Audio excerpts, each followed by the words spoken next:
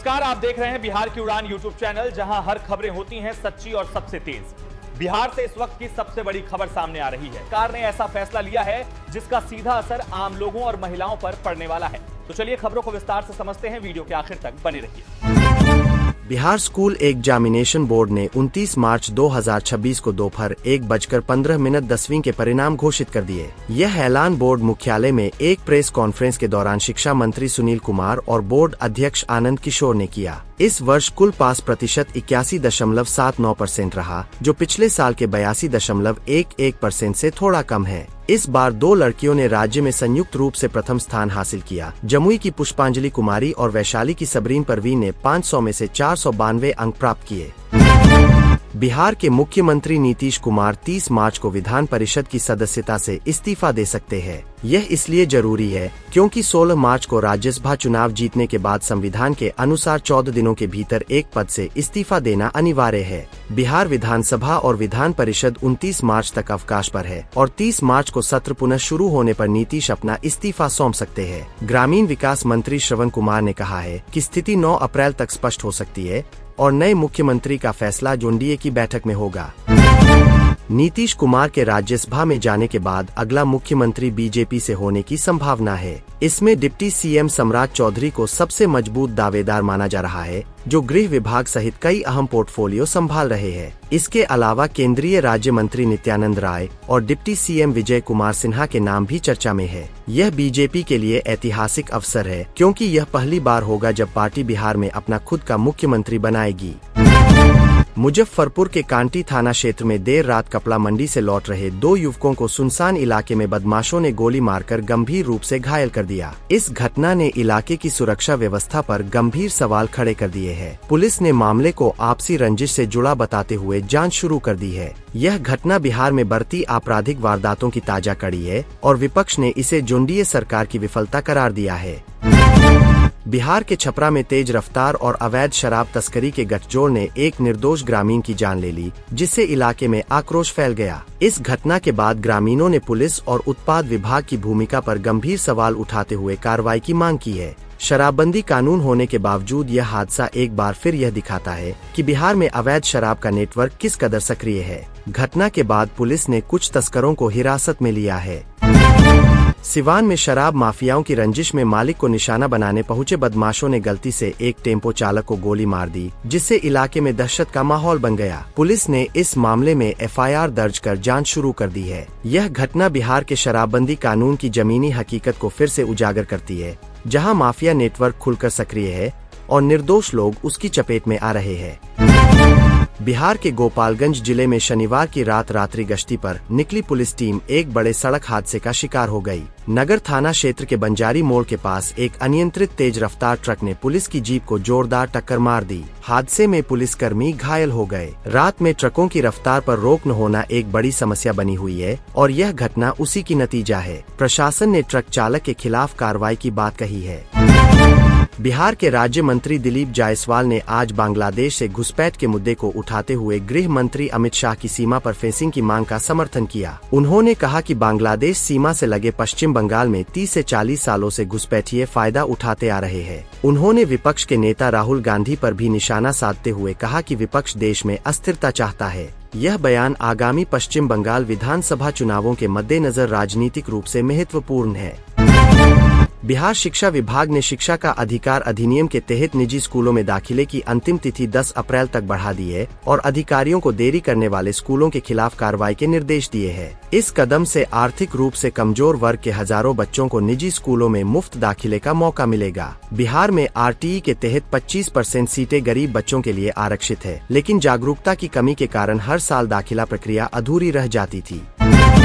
बिहार सरकार ने बढ़ती गर्मी के दौरान पीक हीट आवर्स में सार्वजनिक परिवहन पर रोक लगाने का निर्देश दिया है, ताकि यात्रियों की सुरक्षा सुनिश्चित की जा सके। मौसम विभाग ने पटना, बेगूसराय समेत कई जिलों में आंधी बारिश का ऑरेंज अलर्ट भी जारी किया है। राज्य में मार्च के अंत में ही तापमान 38 से 40 डिग्री को पार कर गया है, जिससे आम जनजीवन प्रभावित हो रहा है। रामनवमी के अवसर पर प्रधानमंत्री नरेंद्र मोदी ने अयोध्या में रामलला के सूर्य तिलक का दर्शन कर राष्ट्र की खुशहाली के लिए प्रार्थना की। यह दूसरा मौका था जब राम मंदिर की प्राण प्रतिष्ठा के बाद रामनवमी पर सूर्य की किरणें ठीक रामलला की मूर्ति पर पड़ी। इस दिव्य दृश्य को देखने के लिए अयोध्या में लाखों श्रद्धालु उमड़े। पूरे देश में इस उत्सव की धूम रही। पश्चिम एशिया में बढ़ते तनाव को देखते हुए भारत सरकार ने सभी दलों की एक बैठक बुलाई है, जिसमें नेताओं को मौजूदा स्थिति की जानकारी दी गई। जेडीयू के राष्ट्रीय कार्यकारी अध्यक्ष संजय कुमार झा ने कहा कि भारत ईरान और अमेरिका दोनों से सक्रिय कूटनीतिक संपर्क में है। उन्होंने यह भी कहा कि वैश्विक पेट्रोलियम कीमतों में उछाल के बावजूद भारत ने पेट्रोलियम अधिभार घटाकर अपनी अर्थव्यवस्था को स्थिर रखा है। यह मुद्दा बिहार जैसे राज्यों के लिए भी महत्वपूर्ण है, जहां महंगाई सीधे आम आदमी को प्रभावित करती है। बिहार सरकार ने राज्य के सभी सरकारी अस्पतालों में मुफ्त फिजियोथेरेपी सेवाएं शुरू करने का ऐलान किया है। यह सुविधा मरीजों को बिना किसी शुल्क के मिलेगी। यह पहल सरकार के साथ निश्चय 3 कार्यक्रम के तहत स्वास्थ्य विस्तार योजना का हिस्सा है। इसके लिए निजी एजेंसियों को टेंडर के जरिए चुना जाएगा, जो जिला अस्पतालों, सामुदायिक और प्राथमिक स्वास्थ्य केंद्रों पर सेवाएं देंगी। अब तक फिजियोथेरेपी के लिए मरीजों को महंगे प्राइवेट अस्पतालों के चक्कर लगाने पड़ते थे। इस फैसले से हड्डी जोड़ के दर्द, लकवे और चोट से उबर रहे हजारों मरीजों को सीधे राहत मिलेगी।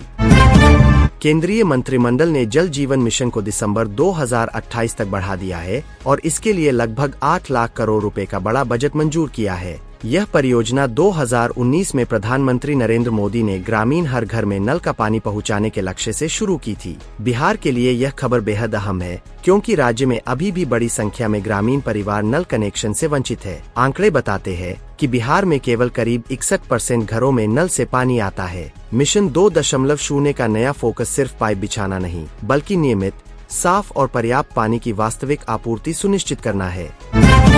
सरकार ने एम्स दरभंगा के लिए 700 करोड़ रुपए की अतिरिक्त धनराशि मंजूर की है। यह रकम पहले से स्वीकृत 1264 करोड़ रुपए के अतिरिक्त है, जिससे परियोजना की कुल लागत करीब 1964 करोड़ रुपए हो गई है। बिहार बीजेपी अध्यक्ष संजय सारोगी ने इसे ऐतिहासिक फैसला बताते हुए पीएम मोदी और स्वास्थ्य मंत्री जेपी नड्डा का आभार जताया। उन्होंने कहा कि एम्स निर्माण में आने वाली सभी बाधाएं अब दूर हो जाएंगी। इस परिसर में 750 बेड का सुपर स्पेशलिटी अस्पताल, 125 सीटों वाला मेडिकल कॉलेज और 7 सीटों का नर्सिंग कॉलेज बनाया जाएगा।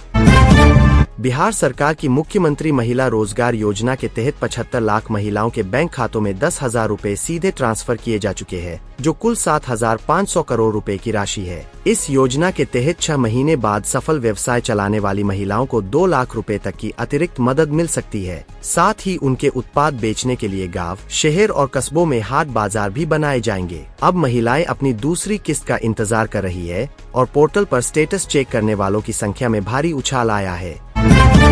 बिहार सरकार ने पान विकास योजना शुरू की है, जिसके तहत 7 जिलों के किसानों को आधुनिक तरीकों से पान की खेती करने पर 50% सब्सिडी दी जाएगी। 300 वर्ग मीटर खेती की कुल लागत 70,500 रुपए मानी गई है, जिसमें से सरकार अधिकतम 35,250 रुपए का अनुदान देगी। नालंदा, नवादा, गया, औरंगाबाद, शेखपुरा और वैशाली जिलों के किसान इस योजना का लाभ उठा सकते हैं। विशेषज्ञों का कहना है कि यह जीआई टैग प्राप्त मगही पान को राष्ट्रीय और अंतर्राष्ट्रीय बाजार में ब्रांड बनाने में मदद करेगा।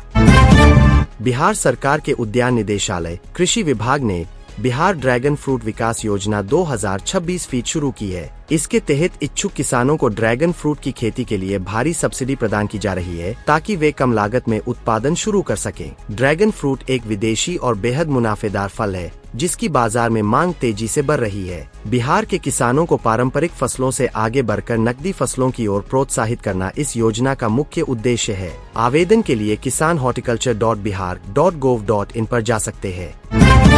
जो छात्र बिहार बोर्ड 10वीं के परिणाम से संतुष्ट नहीं है, वे 1 अप्रैल से 7 अप्रैल 2026 तक अपनी उत्तर पुस्तिकाओं के पुनर्मूल्यांकन के लिए आवेदन कर सकते हैं। इस साल कुल 12,35,743 छात्र पास हुए, जिनमें 6,34,353 लड़कियां और 6,01,390 लड़के हैं। रिजल्ट से नाखुश छात्र BSEB के आधिकारिक पोर्टल पर जाकर स्क्रूटनी फॉर्म भर सकते हैं। विशेषज्ञों का कहना है कि जिन छात्रों को एक विषय में कम नंबर है, वे जरूर आवेदन करें, क्योंकि पुनर्मूल्यांकन में अंक बढ़ने की संभावना रहती है।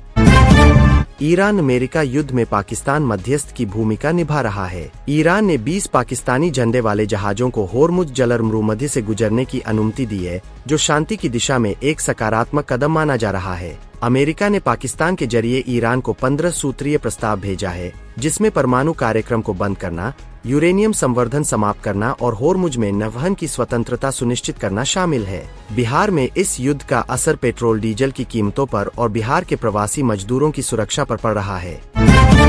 बिहार सरकार की मुख्यमंत्री उद्यमी योजना के तहत राज्य के सभी बेरोजगार युवाओं, महिलाओं, अनुसूचित जाति, अनुसूचित जनजाति और अति पिछड़ा वर्ग को स्वरोजगार के लिए 10 लाख रुपए की आर्थिक सहायता दी जाती है। इस बार आवेदन की अंतिम तिथि 23 मार्च 2026 तक बढ़ाई गई थी। अब सरकार जल्द ही चयन सूची जारी करेगी। जिन आवेदकों ने फॉर्म भरे हैं, वे udyami.bihar.gov.in पर अपना नाम देख सकेंगे। इस योजना में प्रतिवर्ष हजारों युवा आवेदन करते हैं और इसे बिहार में स्वरोजगार की दिशा में सबसे महत्वाकांक्षी सरकारी पहलों में से एक माना जाता है।